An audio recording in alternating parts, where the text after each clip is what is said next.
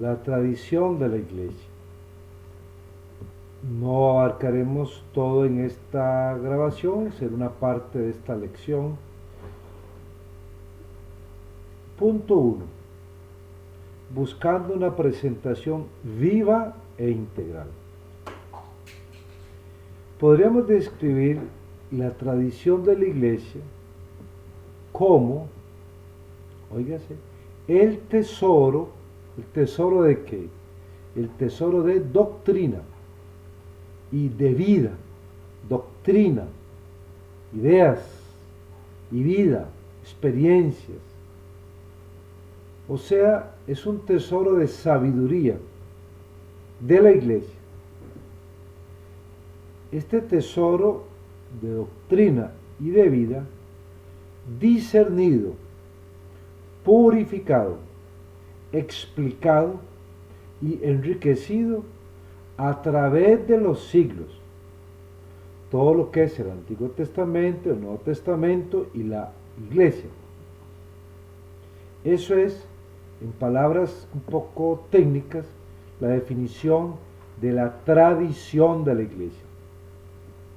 El tesoro de vida y doctrina, o de doctrina y vida de la iglesia. Es un tesoro acumulado, es una sabiduría.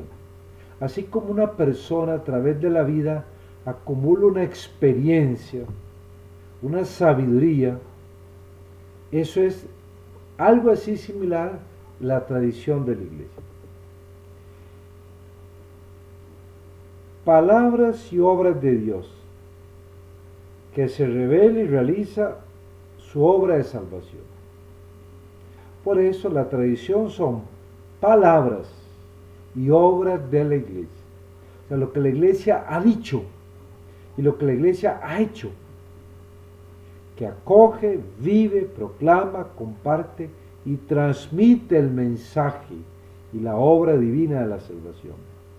Por eso, la tradición son las palabras y obras de la iglesia en su misión de transmitir el mensaje salvífico y la obra salvífica. Eso es la tradición de la iglesia. El Concilio Vaticano II, en la Constitución Dei Verbum, número del 7 al 10, nos presenta la tradición como algo vivo. Esto es importantísimo, es muy novedoso. Como algo vivo. Antes se creía por siglos que la tradición era algo muerto, estático. No, la tradición es algo vivo, continuamente animado por la acción del Espíritu Santo. Y la tradición de la iglesia es algo vivo, continuamente animado. ¿Por quién? Por el Espíritu Santo. Y les daré el Espíritu Santo que estará con ustedes hasta el fin de los tiempos. Lutero tenía una concepción, y con él todo el protestantismo, una concepción negativa del ser humano, que aquí describo, pero no leemos ahora por razones de tiempo. Nada más resumimos. Esta visión negativa, esta antropología negativa luterana, entendía que el ser humano está totalmente corrompido por el pecado original. En la antropología católica, el ser humano es bueno, afectado por el pecado original, averiado, dañado. En la teología protestante, el pecado original ha destruido al ser humano. Y por lo tanto, para Lutero y el luteranismo y el protestantismo, el ser humano está corrompido por el pecado original. Y que por ello no es capaz de guardar los mandamientos de Dios. No es capaz de ser discípulo ni misionero. El hombre se salva solo por la fe en Dios. Así Dios, con su misericordia, disimula sus pecados y le cubre con su misericordia, aunque no lo transforma interiormente. Para el luteranismo, la gracia no transforma interiormente al hombre. Catolicismo sí. Pero a partir de este principio protestante, entendió Lutero que la razón humana, como todo lo humano, está también corrompida. La razón humana corrompida, todo lo humano corrompido. Y por lo tanto que toda mediación humana es por ello mismo fuente de corrupción.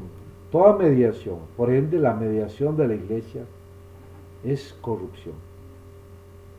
Por ello buscó interpretar la Sagrada Escritura sin mediación alguna.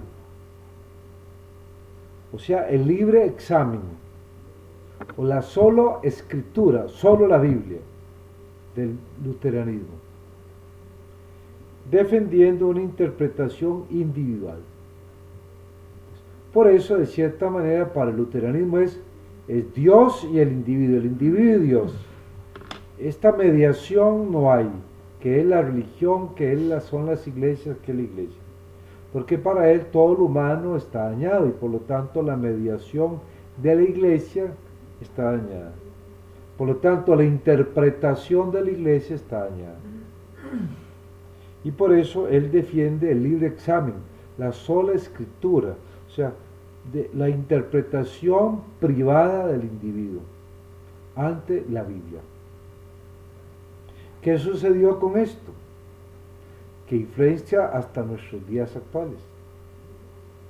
Que la palabra de Dios, según la concepción luterana, la Biblia, quedó sometida en adelante al subjetivismo individual, al sujeto, a lo que interprete y capte el sujeto de los libros sagrados, siendo así inalcanzable su verdad objetiva y universal. Que no hay como verdades universales, no hay verdades objetivas, casi como que no existe la verdad, porque la corrupción está en todo lo humano. Y por eso la negación luterana del magisterio de la Iglesia y de la tradición de la Iglesia. Aclarado esto, pongamos un ejemplo de tradición de la Iglesia. Por ejemplo, el matrimonio. Unos jóvenes se conocen, tienen 3 o 4 años de noviazgo, se conocen, se casan, se conocen, tienen 5 años de casados, se conocen más, 10 años de casados, se conocen más, 20 años de casados, se conocen, 30, 40, 50 años de casados, se conocen muchísimo más de lo que se conocían. Pedro, casado con Juana, conoce a Juana 50 años después, mucho más de que como conocía a Juana recién casado. Es la misma Juana, es la misma persona, es la misma esposa. No ha cambiado. Solo que la comprensión de Juana en 20, 40, 50 años ha cambiado, ha progresado, ha mejorado. Eso es la tradición de la Iglesia. Es ese conocimiento que la Iglesia tiene de lo revelado de Jesús, de la misión y palabras de Jesús, que la Iglesia va guardando y va progresando y va conociendo cada vez más a Jesús, cada vez más a Jesús, lo que Él dijo e hizo. Acuérdense, gestos y palabras. Por eso la liturgia tiene gestos y palabras, porque es reflejo de la revelación que es con gestos y palabras.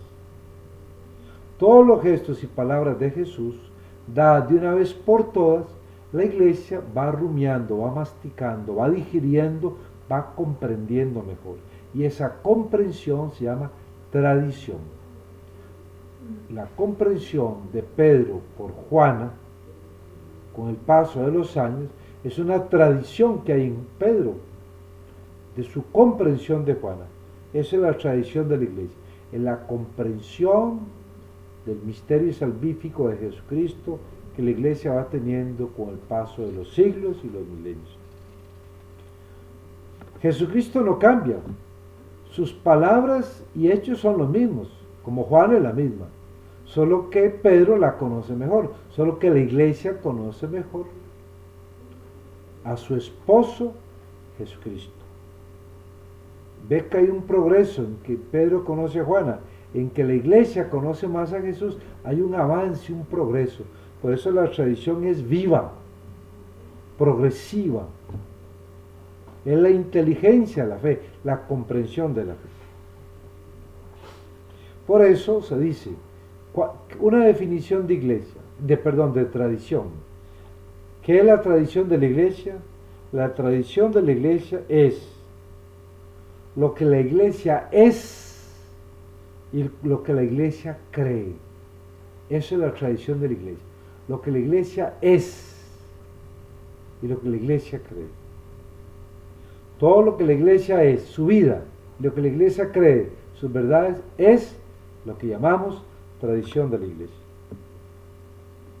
Y por eso, con el ejemplo de Pedro y Juana, queda claro que es una tradición en progreso, que crece en cuanto a su comprensión.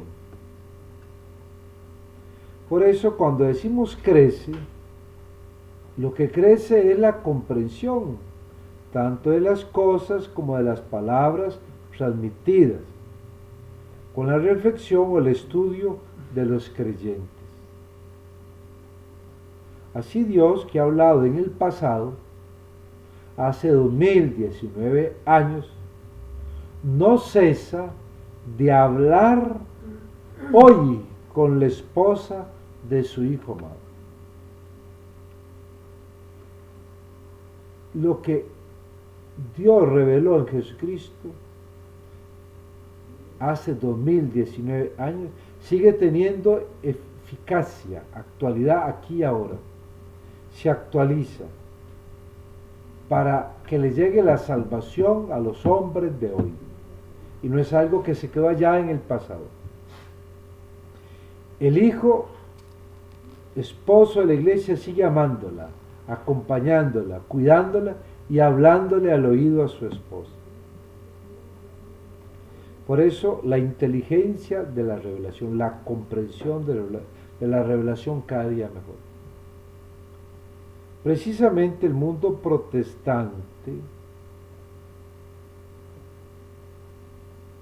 ha querido defender el valor exclusivo de la Escritura, por entender que la tradición se mancha y pervierte en la medida que pasa de mano en mano. Pero en la visión católica no, porque el hombre es bueno, con la concupiscencia sí, pero el hombre es bueno. Y además de eso, cuenta con la asistencia del Espíritu Santo. Y yo estaré con ustedes hasta el final de los tiempos. Y el Espíritu les iluminará y les guiará. Y les hará comprender. En primer lugar, como ya hemos dicho, la tradición viva de la Iglesia, que no es solo la tradición oral, sino la real, o sea, los ritos, los sacramentos, la vida de toda la Iglesia, es anterior al Nuevo Testamento. Ya nos está dando ejemplos de lo que es la tradición de la Iglesia. Los ritos, o sea, la liturgia, son la tradición de la Iglesia. Los sacramentos son la tradición de la Iglesia. La vida de toda la Iglesia son la tradición de la Iglesia. Pues la tradición de la Iglesia es anterior al Nuevo Testamento. Ante la pregunta, ¿quién fue primero? ¿El Nuevo Testamento o la tradición de la Iglesia? La respuesta es, primero existió la tradición de la Iglesia y luego el Nuevo Testamento. Es más, primero existió la tradición del pueblo de Israel y luego el Antiguo Testamento. El Nuevo Testamento nace posteriormente, además, no como un intento de poner por escrito toda la enseñanza de la Iglesia en el campo de la fe y las costumbres, sino a veces lo hace de forma ocasional y coyuntural. Es muy importante esto. El Nuevo Testamento es posterior a la tradición de la Iglesia. La tradición de la Iglesia es la que parió el Nuevo Testamento, le dio vida, lo gestó, lo hizo, lo crió. Y por eso, una cosa muy clara, no es que la Biblia, y concretamente el Nuevo Testamento, contiene todo lo que Jesús dijo e hizo, todo lo que la iglesia dijo e hizo. No. No fue que dijeron, vamos a poner todo lo que Jesús y la iglesia dijo e hizo y lo vamos a poner por escrito. Nuevo Testamento no. Lo que tenemos en el Nuevo Testamento es a veces cosas ocasionales y coyunturales, no es algo sistemático, planificado y programado. Es decir, que no todo lo que Jesús dijo e hizo está en la Biblia, concretamente en el Nuevo Testamento. Ya dice la Escritura, porque no alcanzarían todos los libros del mundo para contener todo lo que Jesús dijo e hizo para la salvación de la humanidad. Por eso, el Nuevo Testamento no está por escrito toda la tradición de la iglesia. Y es el Nuevo Testamento fruto de la tradición de la iglesia. ¿Quién es la mamá de los tomates? La tradición de la iglesia. ¿Quién es la mamá del Nuevo Testamento? La tradición de la iglesia. Y no al revés. Y esto es lo que los protestantes no quieren entender y captar.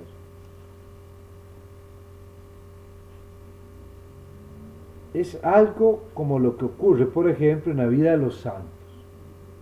En ellos ha sido antes el ejemplo, su vida y su predicación, lo que ha conducido al cambio de las costumbres.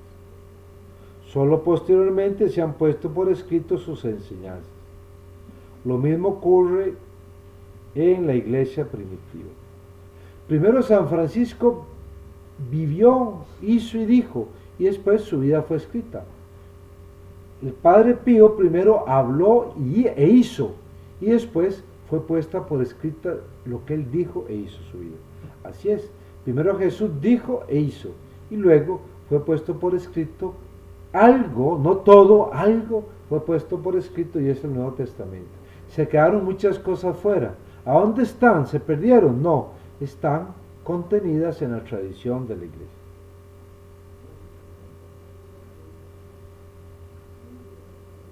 La interpretación del Antiguo y Nuevo Testamento se da en el seno de la iglesia, en la tradición viva que ella posee. Es falso, por tanto, el principio protestante de que la Escritura se basta a sí misma, sola Escritura, para conocer su sentido. Acá la mentalidad protestante, si usted quiere entender lo revelado, tome la Biblia, léala, ore, invoque el Espíritu y usted interpretará correctamente. Mentira, esto es falso. Hay falsas interpretaciones. La Biblia no se explica por sí misma, que es lo que los protestantes no quieren entender. La Biblia necesita la interpretación de la iglesia y concretamente de la tradición de la iglesia. La Biblia, el Nuevo Testamento es hijo de la iglesia y no la iglesia hijo del Nuevo Testamento. Quien parió al Nuevo Testamento es la iglesia. Si a un hijo lo parió su madre, esa madre conoce muy bien a su hijo. Lo parió, lo crió. Si queremos saber cómo es un hijo, tenemos que hablar con su madre, que su madre nos diga cómo es su hijo. Porque ella lo tuvo en el vientre, lo dio a luz, lo crió. Bueno, la iglesia tuvo en su seno y parió al Nuevo Testamento, bajo la acción del Espíritu Santo. Por eso la iglesia conoce muy bien qué es el Nuevo Testamento y cómo hay que interpretarlo. O sea, el Nuevo Testamento por sí mismo no se explica. Requiere la tradición de la iglesia, que está detrás de ella el Espíritu Santo. Por eso es falso, por tanto, el principio protestante, luterano, de que la Escritura se basta a sí misma para conocer su sentido. La prueba está en que se pueden dar tantas interpretaciones como individuos. La Sagrada Escritura solo se puede leer en el seno de la iglesia, dentro de la iglesia. Por sí sola, la Escritura nos ofrece una síntesis de fe, una síntesis, un resumen, un tratado de lo revelado es fruto de la iglesia. La Sagrada Escritura solo se puede leer entonces en las entrañas de su madre la iglesia. Solo la tradición bajo la dirección del magisterio presenta la totalidad del sentido, la armonía y la síntesis. Por eso la tradición es más amplia que la escritura. La tradición envuelve a la escritura, la contiene. Punto 2. Superación de un planteamiento polémico. Y decimos el ejemplo del estañón, y ahí en el texto de clase están unos dibujos, unos esquemas. En la visión protestante, lo que Dios dijo e hizo en Jesucristo, lo revelado, quedó contenido como en un estanque, un estañón llamado Biblia. Para un protestante, si usted quiere encontrarse con la revelación de Dios en Jesucristo, tiene que ir solo a la Biblia. Y en el recipiente Biblia, en el estañón Biblia, ahí está. En la visión católica preconciliar, no equilibrada, no justa, no correcta del todo, se creía que todo lo que Dios dijo e hizo en Jesucristo para la salvación de la humanidad, llamado revelación, quedó contenido como en dos recipientes, un estañón llamado Biblia y otro estañón llamado tradición. Como poner dos estañones bajo un aguacero, cayó del cielo la lluvia y el agua quedó contenida en dos estañones, pero dos estañones separados. Visión equivocada que por miles de años se creyó.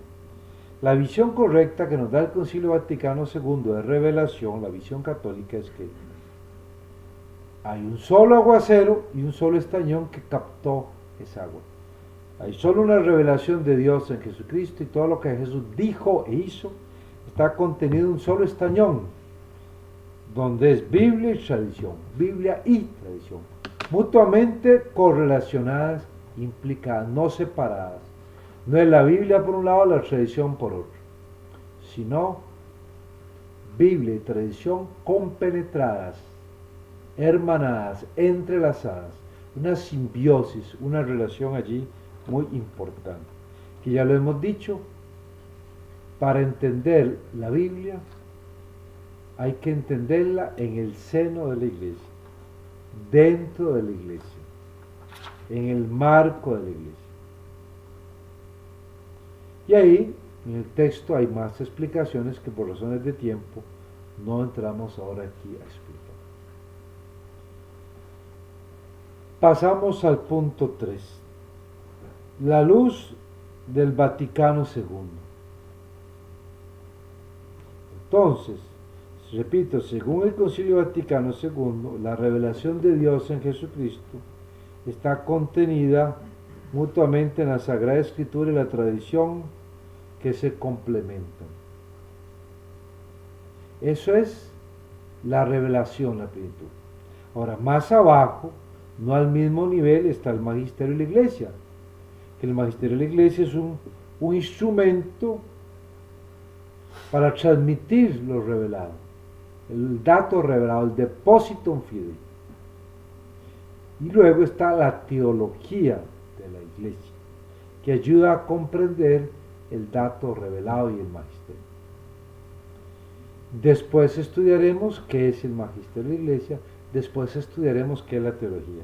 Aquí lo importante ahora es tener claro que no podemos poner al mismo nivel de revelación de Dios el magisterio, ni al mismo nivel de la revelación de Dios la teología.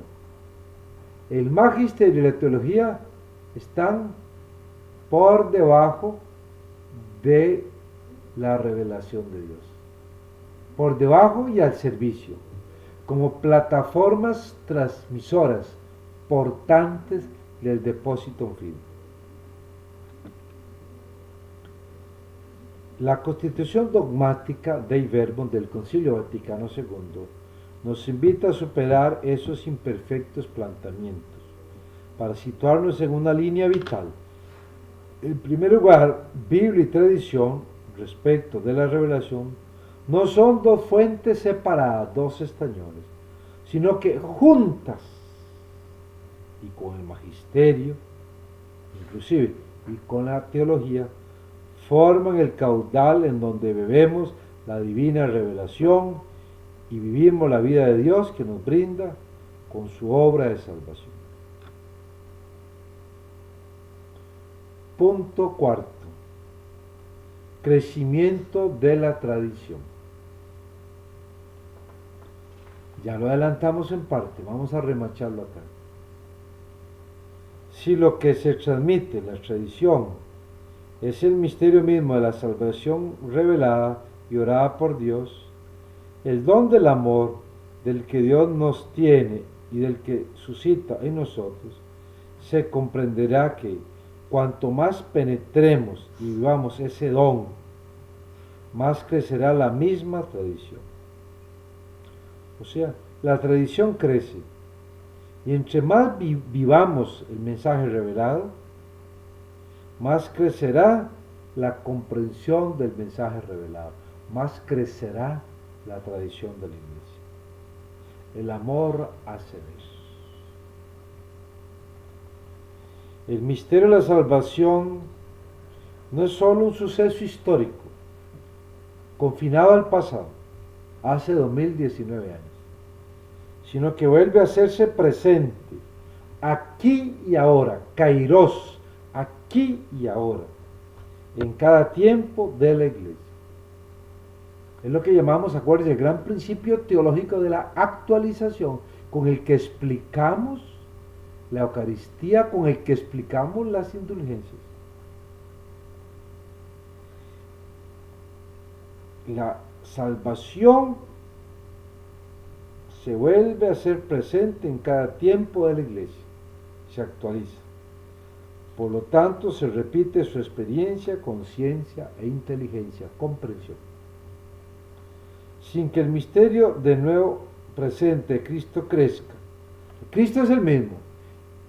Y dijo e hizo de una vez por todas. Porque la obra de Jesús es definitiva. Pero ¿qué crece? Crece la inteligencia, la comprensión de que Él, de la que de Él obtiene la iglesia. La iglesia, sobre Jesús crece su comprensión. Como Pedro, su esposa Juana es la misma de siempre, la que era novia, la que era esposa, solo que Él la conoce y la comprende más. Es la conciencia y la experiencia. Y para ir cerrando esta grabación, antes del punto quinto, y ya casi que terminamos, decimos, por eso los obispos no son meros conservadores de la tradición de la iglesia, de la revelación de la iglesia.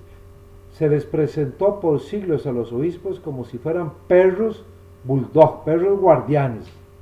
Eran los señores bravos y serios que tenían que defender la tradición de la iglesia y la revelación. No son perros guardianes, son instrumentos de progreso de la revelación y de la tradición de la iglesia.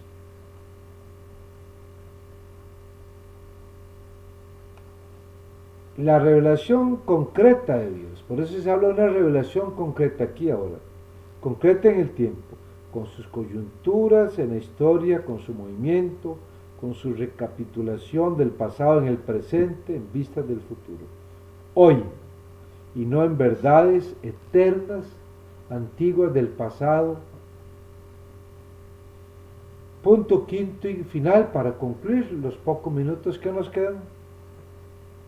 Tradición y Biblia. La tradición y la escritura están estrechamente unidas y compenetradas.